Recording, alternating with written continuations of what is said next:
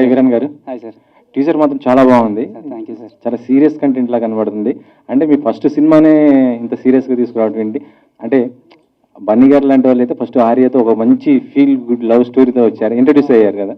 కానీ మీరేంటి గంగోత్రి, ఆ తర్వాత ఇది అని ఇలాంటి సీరియస్ సబ్జెక్ట్ రావడం ఏంటి ఫస్ట్?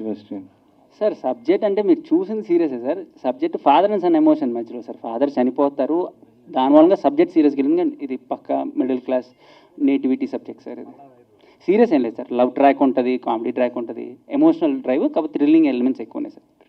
అంటే మిమ్మల్ని హీరోగా ఎంచుకున్నప్పుడు మీరు ఎలాంటి కేర్ తీసుకున్నారు? అంటే మీరు ఎక్స్పెక్ట్ చేయలేదు అంటున్నారు కదా ఫస్ట్ టైం. ఇది కేర్ ఏం లేదు సార్. నేను చెప్పినట్టు అసలు నాకు ఫస్ట్ ఫోన్ చేసి సినిమా తీస్తుంటే నేను నమ్మలేదు. తీసారులే చెప్తూ ఉంటారు కదా అనుకున్నాను. బట్ నిజంగానే తీశారు. చెప్పారు మొత్తం తీసేయాలి, నేను ట్రిమ్ చేయాలన్నాను. ఆయన చెప్పారు, నేను చేశాను సార్, అంతే. కేర్ ఏం లేదు.